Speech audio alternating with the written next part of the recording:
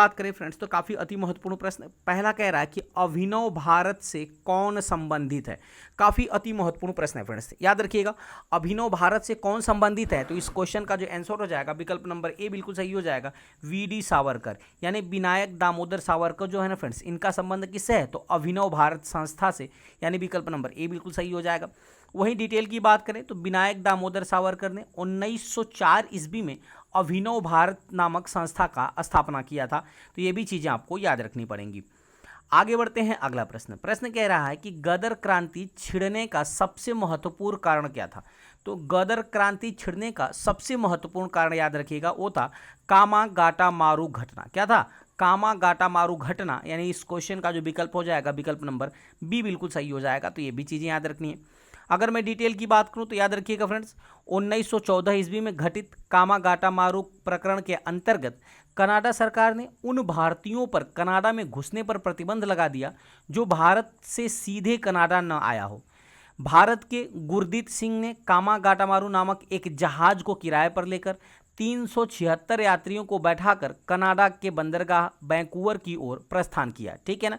तट पर पहुंचने के पश्चात कनाडा की पुलिस ने भारतीयों को घेराबंदी कर दी और उन्हें देश में घुसने से मना कर दिया। भारत की ब्रिटिश सरकार ने जहाज को सीधे कलकत्ता लाने का आदेश दिया। जहाज में बजबज पहुंचने पर यात्रियों एवं पुलिस के मध्य झड़पें हुई, जबकि 2014 में कनाडा के प्रधानमंत्री ने इस घटना के लिए अपनी संसद में माफ़ी भी मांगी थी। तो ये भी चीज़ें आपको याद रखनी पड़ेंगी। ठीक है ना। तो कामागाटामारू था ना, ये जहाज़ था, तो ये भी चीज़ें याद रखनी है। आगे बढ़ते हैं अगला प्रश्न। प्रश्न कह रहा है कि निम्न में से किस आयोग में एक भी भारतीय शामिल न होने के कारण उसका विरोध किया गया था। काफ़ी अति महत्वपूर्ण प्रश्न है फ्रेंड्स। तो याद रखिएगा वो कौन सा आयोग था जिसमें एक भी भारतीय नहीं था और भारतीयों के द्वारा उसका विरोध किया गया था। तो वो था फ्रेंड्स साइमन आयोग। क्या था साइमन आयोग, यानी इस क्वेश्चन का जो विकल्प है विकल्प नंबर बी बिल्कुल सही हो जाएगा।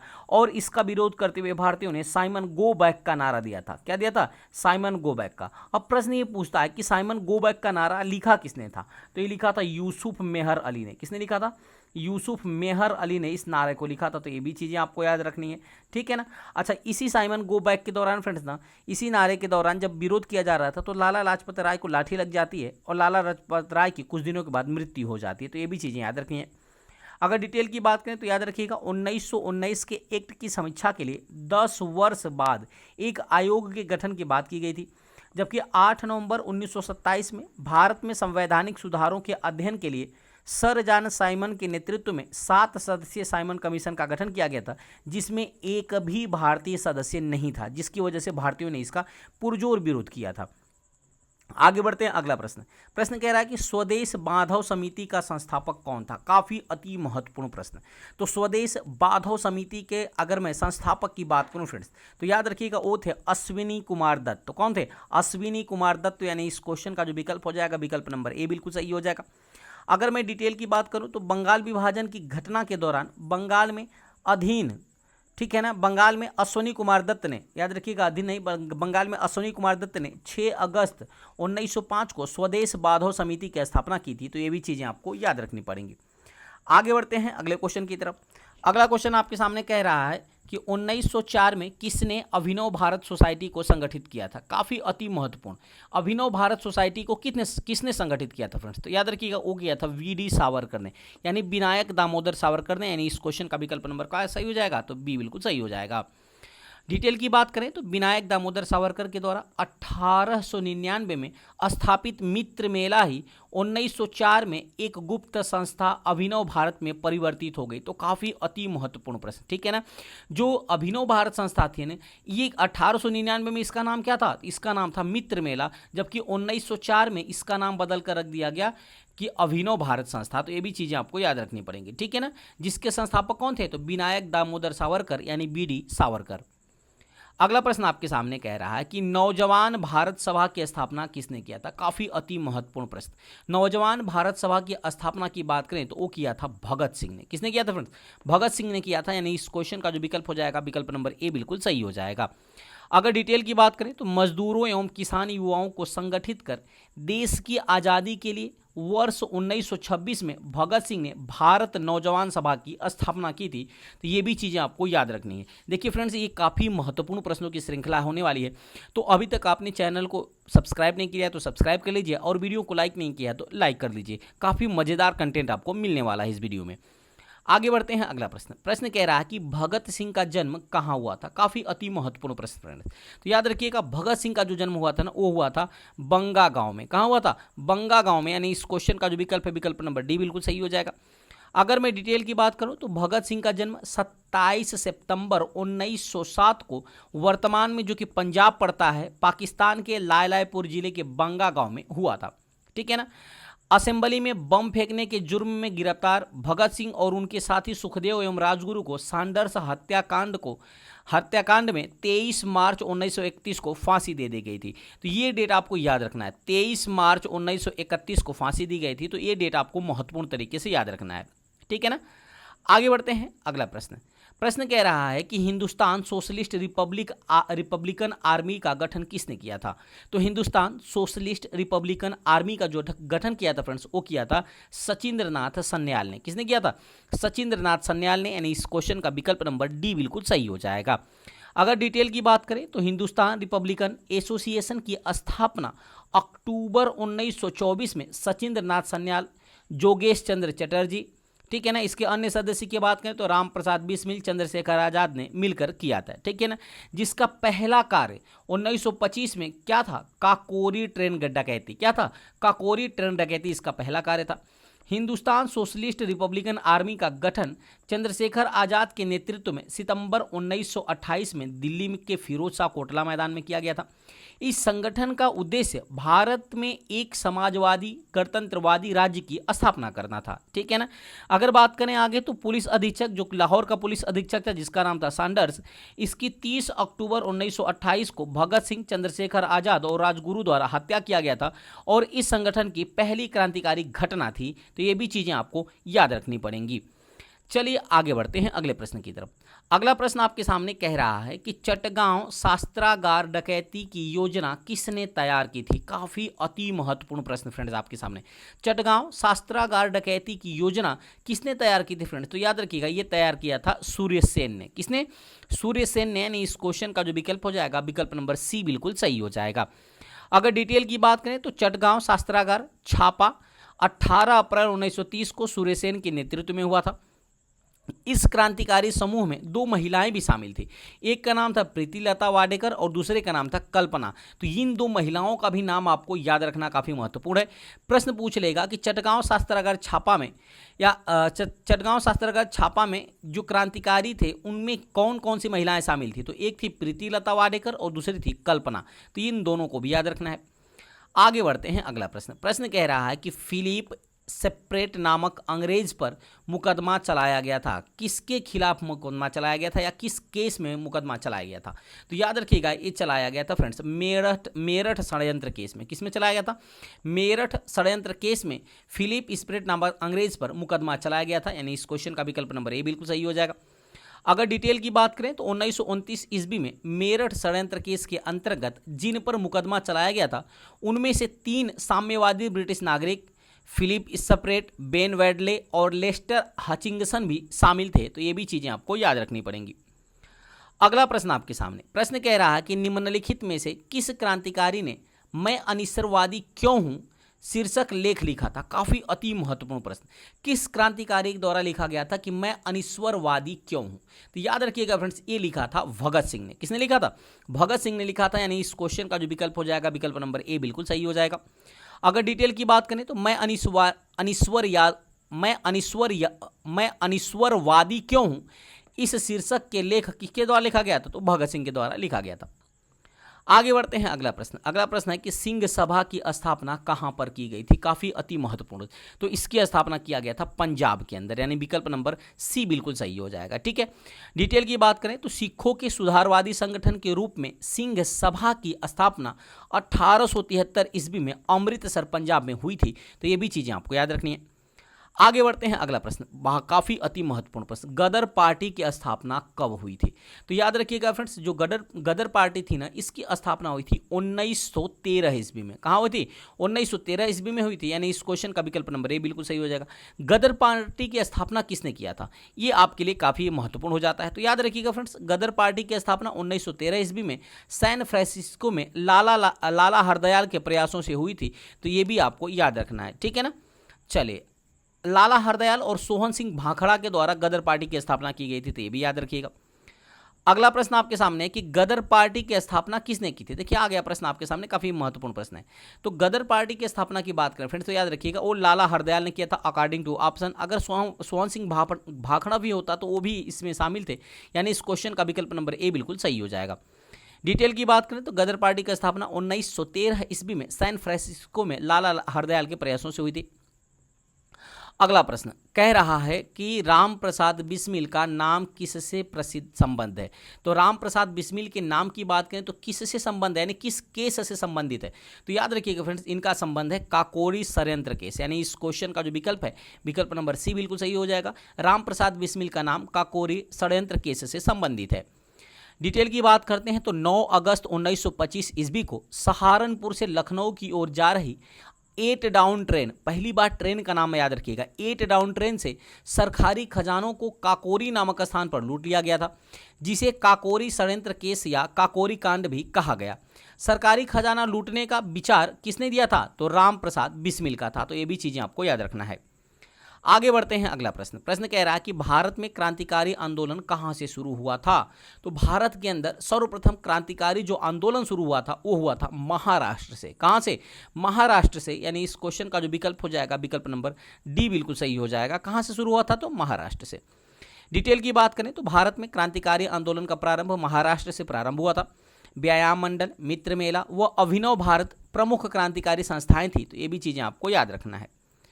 आगे बढ़ते हैं अगला प्रश्न, काफी महत्वपूर्ण प्रश्न कह रहा है कि कामागाटामारू क्या था? तो कामागाटामारू जो था ना फ्रेंड्स, ये कनाडा की यात्रा पर निकला एक जलपोत था, यानी इस क्वेश्चन का जो विकल्प है, विकल्प नंबर सी बिल्कुल सही हो जाएगा। तो ये भी चीजें आपको याद रखनी है। आगे बढ़ते हैं, डिटेल की बात करते हैं। हांगकांग में रहने वाले भारतीय बाबा गुरदीप सिंह ने भाप शक्ति से चलने वाली एक जापानी समुद्री जहाज को खरीदा, जिसका नाम क्या था? कामागाटामारू था। तो ये भी चीजें आपको याद रखनी है, ठीक है। आगे बढ़ते हैं अगला प्रश्न। प्रश्न कह रहा है कि प्रथम विश्व युद्ध के दौरान सक्रिय होने वाले गदर क्रांतिकारियों का आधार स्थल क्या था, यानी कौन सा था? तो प्रथम विश्व युद्ध के दौरान सक्रिय होने वाले गदर क्रांतिकारियों को जो आधार स्थल था, तो फ्रेंड्स याद रखिएगा वो था उत्तरी अमेरिका। क्या था? उत्तरी अमेरिका, यानी इस क्वेश्चन का जो विकल्प हो जाएगा, विकल्प नंबर बी बिल्कुल सही हो जाएगा। डिटेल की बात करें तो गदर क्रांतिकारियों का आधार स्थल सैन फ्रांसिस्को उत्तरी अमेरिका था। यहीं से हिंदुस्तान गदर नामक पत्र का संपादन भी किया जाता था। गदर पार्टी की स्थापना की बात करें तो 1 नवंबर 1913 को इसकी स्थापना हुई थी, और इस पार्टी के संस्थापक सदस्यों की बात करें तो लाला हरदयाल और सोहन सिंह भाखड़ा प्रमुख थे। तो ये भी चीजें आपको याद रखनी पड़ेंगी। अगला प्रश्न आपके सामने कह रहा है कि हिंदुस्तान सोशलिस्ट रिपब्लिक एसोसिएशन की स्थापना किसने किया था? तो हिंदुस्तान सोशलिस्ट रिपब्लिकन एसोसिएशन की जो स्थापना किया था फ्रेंड्स, याद रखिएगा किया था चंद्रशेखर आजाद ने। किसने किया था? चंद्रशेखर आजाद ने, यानी इस क्वेश्चन का जो विकल्प है, विकल्प नंबर डी बिल्कुल सही हो जाएगा।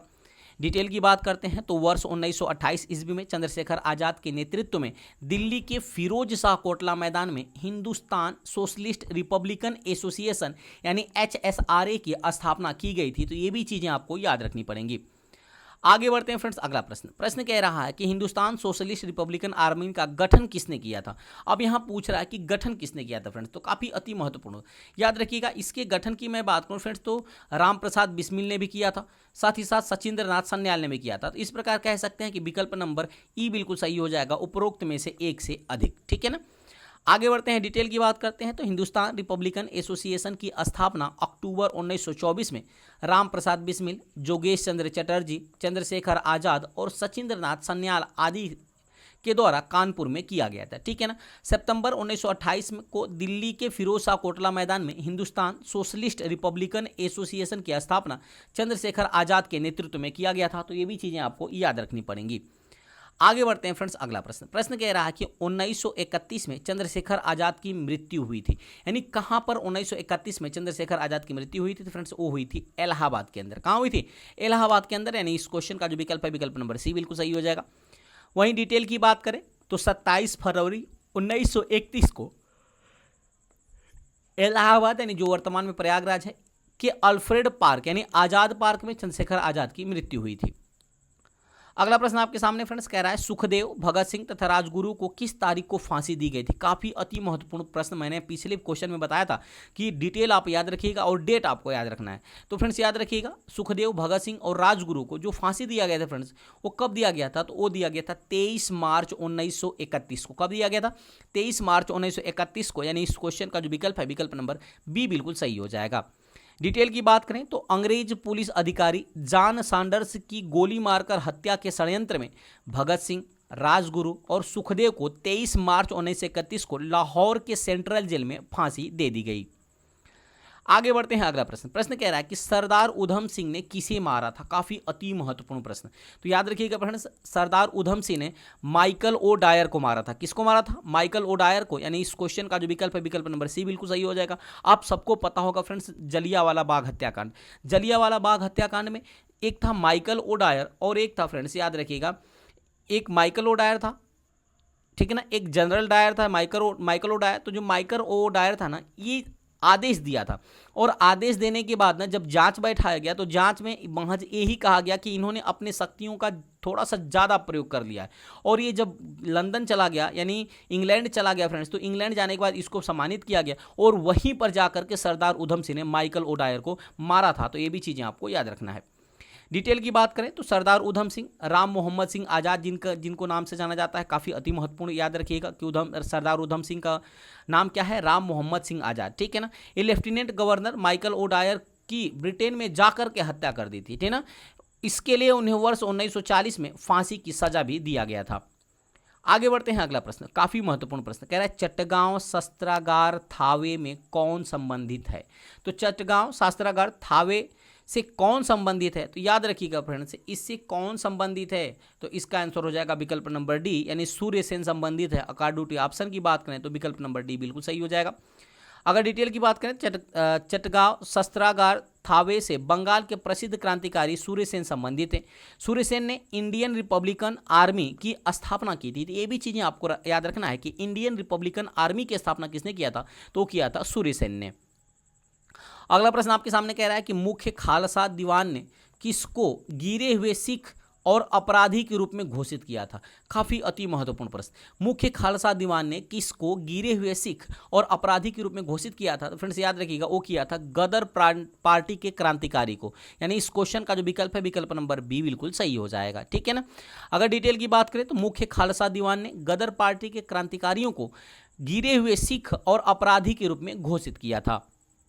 आगे बढ़ते हैं, अगला प्रश्न। प्रश्न कह रहा है कि इनमें से कौन काकोरी ट्रेन डकैती कांड से संबंधित नहीं थे? काफी अति महत्वपूर्ण प्रश्न।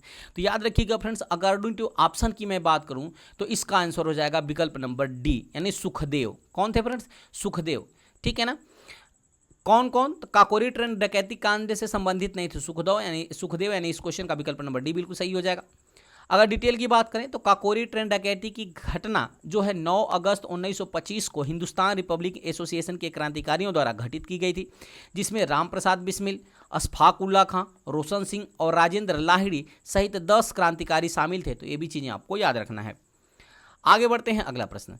अगला प्रश्न कह रहा है कि फणींद्रनाथ घोष, जिसकी गवाही से भगत सिंह, सुखदेव और राजगुरु की फांसी हुई थी, की हत्या किसने की थी? तो याद रखिएगा फ्रेंड्स, फणींद्रनाथ घोष की जो हत्या किया था वो फ्रेंड्स किया था बैकुंठ शुक्ला ने। किसने किया था? बैकुंठ शुक्ला ने। यानी इस क्वेश्चन का जो विकल्प है विकल्प नंबर बी बिल्कुल सही हो जाएगा। फणींद्रनाथ घोष के गवाही पर ही भगत सिंह, सुखदेव और राजगुरु को फांसी दिया गया था। तो ये भी चीज़ें आपको याद रखना है। कब दिया गया था? तो ये दिया गया था 23 मार्च को दिया गया था 1931 को। तो ये भी चीज़ें आपको याद रखनी है। डिटेल की बात करें तो भगत सिंह, राजगुरु और सुखदेव की मुखबिरी कर यानी सरकारी गवाह बनकर के फांसी दिलवाने वाले फणींद्रनाथ घोष की हत्या शहीद बैकुंठ शुक्ला ने किया था। आगे बढ़ते हैं, अगला प्रश्न। प्रश्न कह रहा है कि कामिला की 2 स्कूली लड़कियों शांति घोष और सुनीति चौधरी ने जिलाधीश की गोली मारकर हत्या कब की थी? तो काफी अति महत्वपूर्ण प्रश्न फ्रेंड्स, याद रखिएगा। ये कब किया था? तो ये किया था दिसंबर 1931 को, यानी इस क्वेश्चन का जो विकल्प हो जाएगा, विकल्प नंबर सी बिल्कुल सही हो जाएगा। ये भी चीजें आपको याद रखना पड़ेगा। डिटेल की बात करें तो 24 दिसंबर 1931 ईस्वी को कामिला की 2 स्कूली छात्राओं ने, एक का नाम था शांति घोष जबकि दूसरे का नाम था सुनीति चौधरी, ने वहां के जिला अधिकारी जिसका नाम था बीजी स्टीवेसन को गोली मारकर हत्या कर दी थी। तो ये भी चीजें याद रखनी है। अगला प्रश्न आपके सामने कह रहा है कि लखनऊ और सहारनपुर के बीच चलने वाली 8 डाउन रेलगाड़ी को 9 अगस्त 1925 को किस जगह पर रोक कर लूटा गया था? तो सबको पता है फ्रेंड्स, ये लूटा गया था काकोरी के अंदर, यानी इस क्वेश्चन का जो विकल्प हो जाएगा, विकल्प नंबर बी बिल्कुल सही हो जाएगा। डिटेल की बात करें तो उत्तर रेलवे के लखनऊ सहारनपुर संभाग के काकोरी नामक स्थान पर 9 अगस्त 1925 को 8 down Saharanpur Lucknow passenger train पर डकैती डालकर सरकारी खजाने को लूट लिया गया। इस घटना को काकोरी कांड या वर्तमान में काकोरी ट्रेन एक्शन की संज्ञा दिया गया है। तो ये भी चीजें आपको याद रखना है कि काकोरी कांड का नया नाम क्या बदल कर दिया गया है? तो काकोरी ट्रेन एक्शन कर दिया गया है। तो ये भी चीजें याद रखनी है।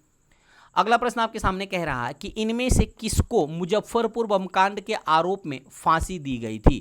तो याद रखिएगा फ्रेंड्स, मुजफ्फरपुर बमकांड के आरोप में किसको फांसी दिया गया था? तो प्रफुल्ल चाकी को नहीं दिया गया था, बटुकेश्वर दत्त को भी, राजगुरु को भी नहीं दिया गया था, राजेंद्र लाहिड़ी को भी, यानी कह सकते हैं कि इनमें से कोई नहीं। इस क्वेश्चन का विकल्प नंबर ई बिल्कुल सही हो जाएगा। तो किसको दिया गया था? हालांकि फ्रेंड्स याद रखिएगा, प्रफुल्ल चाकी और खुदीराम बोस ने बग्घी पर बम फेंका था। तो खुदीराम बोस जो थे ना, इन्हीं को गिरफ्तार कर लिया गया था। किसको किया था?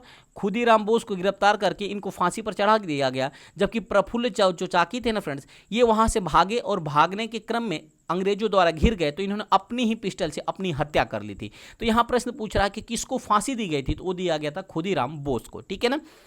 अगर डिटेल की बात करें तो मुजफ्फरपुर बमकांड की घटना को प्रफुल्ल चाकी तथा खुदीराम बोस ने 30 अप्रैल 1908 को अंजाम दिया था, जिसमें पुलिस से बचने में प्रफुल्ल चाकी ने आत्महत्या कर ली थी और खुदीराम बोस को पकड़कर 11 अगस्त 1908 को फांसी पर चढ़ा दिया गया। तो ये भी चीजें याद रखनी पड़ेंगी। आगे बढ़ते हैं अगले प्रश्न की तरफ। तो अगला प्रश्न आपके सामने कह रहा है कि अभिनव भारत क्रांतिकारियों के एक गुप्त संगठन का निर्माण 1904 में किन नेताओं ने किया था? काफी अति महत्वपूर्ण प्रश्न फ्रेंड्स। तो याद रखिएगा किसने किया था? तो फ्रेंड्स ये किया था बी.डी. सावरकर ने। किसने किया था? बी.डी. सावरकर ने, यानी इस क्वेश्चन का जो विकल्प है, विकल्प नंबर ए बिल्कुल सही हो जाएगा। डिटेल की बात करें तो अभिनव भारत संगठन का निर्माण 1904 ईस्वी में बी.डी. सावरकर ने किया था। ठीक है ना। अच्छा, अभिनव भारत का पहले नाम क्या था? अभिनव भारत संगठन का पहले नाम था मित्र मेला। क्या था? मित्र मेला। तो ये भी चीजें आपको याद रखनी पड़ेंगी, जो कि 1904 में इसका नाम बदल करके कर दिया गया अभिनव भारत, जो कि एक गुप्त संस्था थी। ठीक है ना। डिटेल की बात करें तो मैडम भिखाजी कामा ने भारत की त्रिरंगी स्वतंत्रता ध्वज को कहां फहराया था? काफी अति महत्वपूर्ण प्रश्न। मैडम भिखाजी कामा ने भारत की त्रिरंगी यानी तिरंगा ध्वज जो है, इसको कहां फहराया था? तो फ्रेंड्स याद रखिएगा, इसको फहराया था, ठीक है, इसको फहराया था स्टुटगार्ट पर। कहां फहराया था? स्टुटगार्ट, यानी इस क्वेश्चन का जो विकल्प है, विकल्प नंबर सी बिल्कुल सही हो जाएगा। ठीक है ना। डिटेल की बात करें तो श्रीमती भिखाजी रुस्तम कामा, जिसको मैडम कामा के नाम से भी जाना जाता है, इन्होंने ही 22 अगस्त 1907 को जर्मनी के स्टुटगार्ट में हुई इंटरनेशनल सोशलिस्ट कांग्रेस में भारतीय स्वतंत्रता के ध्वज तिरंगा को बुलंद किया था। तो ये भी चीजें आपको याद रखनी पड़ेंगी। अगर अगले क्वेश्चन की बात करें तो अगला क्वेश्चन कह रहा है कि जर्मनी के समर्थन में काबुल में राजा महेंद्र प्रताप सिंह के नेतृत्व में अंतरिम सरकार का गठन हुआ था। ये भी चीजें याद रखनी है कि इस क्वेश्चन का आंसर क्या हो जाएगा। तो इस क्वेश्चन का जो आंसर होगा, विकल्प नंबर ए बिल्कुल सही हो जाएगा। गदर आंदोलन के दौरान, यानी गदर आंदोलन के दौरान जर्मनी के समर्थन से काबुल में राजा महेंद्र प्रताप सिंह के नेतृत्व में अंतरिम सरकार का गठन हुआ था, यानी क्वेश्चन का विकल्प नंबर ए बिल्कुल सही हो जाएगा। डिटेल की बात करते हैं तो गदर पार्टी की स्थापना अमेरिका के सैन फ्रांसिस्को में 1913 ईस्वी में हुई थी। गदर पार्टी के संस्थापक अध्यक्ष सरदार मोहन सिंह भाखड़ा थे। इसी समय जर्मनी के समर्थन से काबुल में राजा महेंद्र प्रताप सिंह के नेतृत्व में अंतरिम सरकार का गठन हुआ, जिसमें महेंद्र प्रताप राष्ट्रपति तथा बरकतुल्ला प्रधानमंत्री बने थे। तो ये भी चीजें याद रखनी है। आगे बढ़ते हैं अगला प्रश्न। अगला प्रश्न कह रहा है कि हरदयाल बाबा हरनाम सिंह, टूडी लाट बाबा सोहन सिंह भाखना और गुरमीत सिंह किससे जुड़े हुए थे? याद रखिएगा फ्रेंड्स, ये जो व्यक्ति थे ना, ये किससे जुड़े हुए थे? ये लोग जुड़े हुए थे गदर आंदोलन से। किससे जुड़े हुए थे? गदर आंदोलन, यानी इस क्वेश्चन का जो विकल्प है, विकल्प नंबर सी बिल्कुल सही हो जाएगा। डिटेल की बात करें तो 1913 में सैन फ्रांसिस्को जो कि यूएसए में पड़ता है, इसी में स्थापित गदर पार्टी के प्रमुख नेता थे लाला हरदयाल, बाबा हरनाम, सोहन सिंह भाकना और गुरदीप सिंह। तो ये भी चीज़ें याद रखनी है। अगला प्रश्न आपके सामने कह रहा है कि किस वर्ष हिंदुस्तान रिपब्लिक एसोसिएशन की स्थापना हुई थी। तो किस वर्ष किया गया था फ्रेंड्स, फटाफट कमेंट करके बता दिए। मैंने पीछे क्वेश्चन का आंसर बताया हूं, तो ये विकल्प नंबर बी बिल्कुल सही हो जाएगा। 1924 में हिंदुस्तान रिपब्लिकन एसोसिएशन की स्थापना किया गया था। डिटेल की बात करें तो अक्टूबर 1924 में कानपुर में राम प्रसाद बिस्मिल, योगेश चटर्जी और सचिंद्र नाथ सन्याल आदि ने हिंदुस्तान रिपब्लिकन एसोसिएशन का गठन किया था। तो ये भी चीज़ें याद रखनी है। अगला प्रश्न महत्वपूर्ण प्रश्न कह रहा है 1923 से 1928 ईस्वी के काल में भारतीय राजनीति में क्रांतिकारी कार्यविधि की पुनरावृत्ति का कारण था, यानी कौन सा कारण था। याद रखिएगा फ्रेंड्स, इस क्वेश्चन का जो विकल्प हो जाएगा ना, विकल्प नंबर बी बिल्कुल सही हो जाएगा। गांधी द्वारा असहयोग आंदोलन का स्थगन करना, यानी विकल्प नंबर बी बिल्कुल सही हो जाएगा। जब गांधी जी ने असहयोग आंदोलन का स्थगन कर दिया था, तो उस समय 1923 से लेकर के 1928 ईस्वी के बीच में भारतीय राजनीति में क्रांतिकारी कार्यविधि की पुनरावृत्ति हुई थी। डिटेल की बात करें तो 1923 से 1928 के दौरान भारतीय राजनीति में क्रांतिकारी कार्यविधियों की पुनरावृत्ति का एक प्रमुख कारण गांधी जी द्वारा असहयोग आंदोलन का स्थगन करना था। अगला प्रश्न आपके सामने कह रहा है कि हिंदुस्तान सोशलिस्ट रिपब्लिक आर्मी के संस्थापक नेताओं में से एक थे। तो हिंदुस्तान सोशलिस्ट रिपब्लिकन आर्मी के संस्थापक नेताओं में से एक थे फ्रेंड्स। तो वो कौन थे, तो याद रखिएगा वो थे भगत सिंह। यानी इस क्वेश्चन का जो विकल्प है, विकल्प नंबर बी बिल्कुल सही हो जाएगा। अगर डिटेल की बात करें तो याद रखिएगा अक्टूबर 1924 में सचिंद्र नाथ सन्याल, योगेश चंद्र चटर्जी, राम प्रसाद बिस्मिल आदि के नेतृत्व में कानपुर में हिंदुस्तान रिपब्लिक एसोसिएशन की स्थापना हुई थी। जबकि 1928 ईस्वी में दिल्ली के फिरोज शाह कोटला मैदान में चंद्रशेखर आज़ाद एवं भगत सिंह के नेतृत्व में हिंदुस्तान सोशलिस्ट रिपब्लिक एसोसिएशन की स्थापना की गई थी। तो ये दोनों चीज़ें आपको याद रखनी पड़ेंगी। आगे बढ़ते हैं। अगला प्रश्न कह रहा है कि लंदन में जनरल डायर को किसने गोली मारी थी। तो फटाफट आप बता दीजिए किसने मारा था। तो उधम सिंह ने मारा था, यानी इस क्वेश्चन का विकल्प नंबर डी बिल्कुल सही हो जाएगा। डिटेल की बात करें तो लंदन में जनरल डायर की हत्या 13 मार्च 1940 को उधम सिंह ने किया था। बहुत ही महत्वपूर्ण प्रश्न कह रहा है अनुशीलन समिति थी। काफ़ी अति महत्वपूर्ण प्रश्न फ्रेंड्स, याद रखिएगा अनुशीलन समिति क्या थी। तो फ्रेंड्स याद रखिएगा जो अनुशीलन समिति थी ना, इसका आंसर हो जाएगा विकल्प नंबर डी, एक क्रांतिकारी संगठन। यानी इस क्वेश्चन का विकल्प नंबर डी बिल्कुल सही हो जाएगा। इसका संबंध कहाँ से था, तो इसका संबंध था पश्चिम बंगाल से या कलकत्ता कह सकते हैं। डिटेल की बात करें तो अनुशीलन समिति की स्थापना मिदनापुर में 1902 ईस्वी में ज्ञानेंद्र नाथ वसु ने कलकत्ता में इसका गठन किया था। पी मित्रा ने इसका गठन किया था। कलकत्ता की अनुशीलन समिति में जतेंद्र नाथ बनर्जी एवं बरिंद्र कुमार घोष जैसे प्रसिद्ध क्रांतिकारी इनके सदस्य थे। तो ये भी चीज़ें याद रखनी है। अगला प्रश्न काफ़ी महत्वपूर्ण प्रश्न, मुजफ्फरपुर में किंग्सफोर्ड की हत्या का प्रयास कब किया गया था। तो ये किया गया था 1908 में, यानी विकल्प नंबर ए बिल्कुल सही हो जाएगा। ठीक है ना। आगे बढ़ते हैं, डिटेल की बात करते हैं। तो मुजफ्फरपुर में किंग्सफोर्ड की हत्या का प्रयास 30 अप्रैल 1908 को प्रफुल्ल चाकी और खुदीराम बोस ने किया था, जिसमें केनेडी का परिवार मारा गया था। तो ये भी चीज़ें आपको याद रखना है। अगला प्रश्न आपके सामने है कि कर्जन वाइली की हत्या के आरोप में किसे मृत्युदंड दिया गया था। तो कर्जन वाइली की हत्या के आरोप में मदन लाल ढींगरा को, याद रखिएगा मदन लाल ढींगरा को मृत्युदंड दिया गया था। यानी इस क्वेश्चन का विकल्प नंबर ए बिल्कुल सही हो जाएगा। डिटेल की बात करें तो 1 जुलाई 1909 ईस्वी को मदन लाल ढींगरा ने इंडियन ऑफिस के राजनीतिक सलाहकार कर्जन वाइली की गोली मारकर हत्या कर दी। ढींगरा को फांसी दे दिया गया था इसके कारण। ठीक है ना। आगे बढ़ते हैं। अगला प्रश्न कह रहा है कि सरकार के विरोध में असेंबली में बम फेंकने के समय भगत सिंह की उम्र क्या थी। काफ़ी अति महत्वपूर्ण प्रश्न, याद रखिएगा उस समय भगत सिंह की उम्र थी 21 साल से थोड़ा ज़्यादा। यानी इस क्वेश्चन का जो विकल्प है, विकल्प नंबर बी बिल्कुल सही हो जाएगा, जब इन्होंने असेंबली में बम फेंका था। ठीक है ना। अगर डिटेल की बात करें तो भगत सिंह का जन्म 28 सितंबर 1907 ईस्वी को हुआ था और भगत सिंह ने असेंबली में बम कब फेंका था, तो 8 अप्रैल 1929 को फेंका था। अतः शहीद भगत सिंह की उम्र कितनी थी, तो 21 वर्ष से थोड़ा ज़्यादा थी। आगे बढ़ते हैं। अगला प्रश्न कह रहा है कि बंगाल में अनुशीलन समिति के संस्थापक कौन थे। तो बंगाल में अनुशीलन समिति के संस्थापक थे प्रमोद मित्रा। कौन थे, प्रमोद मित्रा। यानी इस क्वेश्चन का विकल्प नंबर ए बिल्कुल सही हो जाएगा। डिटेल की बात करें तो अनुशीलन समिति की स्थापना में प्रथम जो प्रमथ नाथ मित्रा और सतीश चंद्र बोस प्रमुख योगदान था। ये भी चीज़ें याद रखनी है। अगला प्रश्न आपके सामने है कि 1904 में स्थापित अभिनव भारत था। तो 1904 में जो अभिनव भारत एक गुप्त संस्था थी फ्रेंड्स, ये क्रांतिकारियों की गुप्त संस्था थी जिसका पहले नाम था मित्र मेला। इसका पहले नाम क्या था? तो मित्र मेला था, जिसका नाम बदल करके अभिनव भारत कर दिया गया। कब किया गया? तो 1904 में किया गया। तो पूछ रहा है कि किसने स्थापित किया था, यानी ये क्या था?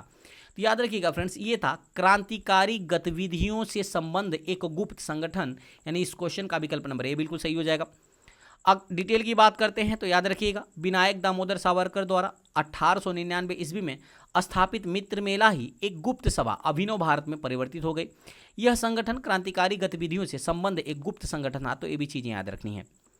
अगला प्रश्न आपके सामने कह रहा है कि इन महिलाओं में से कौन क्रांतिकारी आंदोलन से संबंधित थी? काफी अति महत्वपूर्ण प्रश्न। तो जो आपके सामने 4 विकल्प दिए हुए हैं, इन चारों विकल्प में से कौन सी महिला थी जो क्रांतिकारी आंदोलन से संबंधित थी? तो वो थी फ्रेंड्स मैडम भिखाजी कामा। कौन थी? मैडम भिखाजी कामा, यानी इस क्वेश्चन का जो विकल्प है विकल्प नंबर सी बिल्कुल सही हो जाएगा। डिटेल की बात करें तो मैडम भिखाजी रुस्तम के आर कामा ने 1902 ईस्वी में भारत छोड़ दिया। इन्होंने भारतीय प्रतिनिधि के रूप में अगस्त 1907 ईस्वी में स्टुटगार्ट जर्मनी में अंतर्राष्ट्रीय समाजवादी कांग्रेस में भाग लिया और भारतीय तिरंगा को फहराया था। ठीक है ना। मैडम भिखाजी कामा को मदर ऑफ इंडियन रेवोल्यूशन के नाम से भी जाना जाता है। तो ये भी चीज़ें आपको याद रखना है। सीधा सीधा अगर बीपीएससी में प्रश्न पूछ सकता है कि मदर ऑफ इंडियन रेवोल्यूशन कहा जाता है, तो कहा जाता है मैडम भिखाजी कामा को। अगला प्रश्न की बात करें तो अगला प्रश्न कह रहा है काकोरी ट्रेन डकैती कांड में किन क्रांतिकारियों को फांसी की सजा दी गई थी? काफी अति महत्वपूर्ण प्रश्न। तो काकोरी ट्रेन डकैती जो कांड हुआ था ना, इसमें फ्रेंड्स याद रखिएगा, ये दिया गया था राम प्रसाद बिस्मिल और अशफाक उल्ला खां। यानी कि अकॉर्डिंग टू ऑप्शन की बात करें तो राम प्रसाद बिस्मिल और अशफाक उल्ला खां को फांसी दिया गया था। विकल्प नंबर ए बिल्कुल सही हो जाएगा। डिटेल की बात करें तो 9 अगस्त 1925 को हिंदुस्तान रिपब्लिक एसोसिएशन के सदस्यों ने सहारनपुर लखनऊ लाइन पर 8 डाउन रेलगाड़ी को काकोरी नामक गांव में रोककर खजाने को लूट लिया था। अगर बात करें फ्रेंड्स तो रामप्रसाद बिस्मिल जो कि गोरखपुर में इनको शामिल दिया गया, अशफाक उल्ला खां को फैजाबाद में फांसी दिया गया, ठाकुर रोशन सिंह को इलाहाबाद में दे, जबकि राजेंद्र लाहिड़ी को गोंडा में फांसी दिया गया था। तो ये भी चीज़ें आपको याद रखना है काकोरी ट्रेन डकैती के कारण। अगला प्रश्न आपके सामने है कि भारतीय क्रांति की जननी किसे कहा जाता है? काफी अति महत्वपूर्ण प्रश्न। तो भारतीय क्रांति की जननी कहा जाता है फ्रेंड्स, याद रखिएगा, मैडम भिखाजी रुस्तम कामा को, यानी इस क्वेश्चन का विकल्प नंबर डी बिल्कुल सही हो जाएगा। डिटेल की बात करें तो भारतीय क्रांति की जननी मैडम भिखाजी कामा को कहा जाता है। अगला प्रश्न आपके सामने कह रहा है मैडम कामा ने 1907 में प्रथम तिरंगा ध्वज कहाँ फहराया था? तो ये फ्रेंड्स फहराया था स्टुटगार्ट में, यानी विकल्प नंबर डी बिल्कुल सही हो जाएगा। डिटेल की बात करें तो मैडम भिखाजी कामा ने 1907 ईस्वी में स्टुटगार्ट में हुए सोशलिस्ट कांग्रेस अधिवेशन में तिरंगा ध्वज लहराया था। आगे बढ़ते हैं अगला प्रश्न और इस सीरीज का अंतिम प्रश्न। 1905 में लंदन में होम रूल सोसाइटी की स्थापना किसने किया था? तो 1905 में लंदन के अंदर होम रूल सोसाइटी की स्थापना किया था फ्रेंड्स, याद रखिएगा, वो किया था श्याम कृष्ण वर्मा ने। यानी इस क्वेश्चन का जो विकल्प हो जाएगा फ्रेंड्स विकल्प नंबर ए बिल्कुल सही हो जाएगा। तो ये भी चीज़ें आपको याद रखनी पड़ेंगी। अगर मैं डिटेल की बात करूं तो श्याम जी कृष्ण वर्मा ने लंदन में होम रूल सोसाइटी की स्थापना 1905 में तथा इंडिया हाउस की स्थापना भी किया था। तो ये भी चीज़ें आपको याद रखनी है। उम्मीद करते हैं फ्रेंड्स ये जो छोटा सा टॉपिक था क्रांतिकारी आंदोलन का, काफ़ी अति महत्वपूर्ण टॉपिक था जो कि आपके एग्जाम में 1 से 2 प्रश्न जरूर दे के जाएगा। ठीक है ना। तो फ्रेंड्स उम्मीद करते हैं आपको वीडियो की क्वालिटी और कंटेंट अच्छा लगा होगा। अगर चैनल की क्वालिटी और वीडियो की क्वालिटी अच्छा लगे तो चैनल को सब्सक्राइब करते हुए बेल आइकन दबाना मत भूलिएगा, ताकि जो भी मैं वीडियो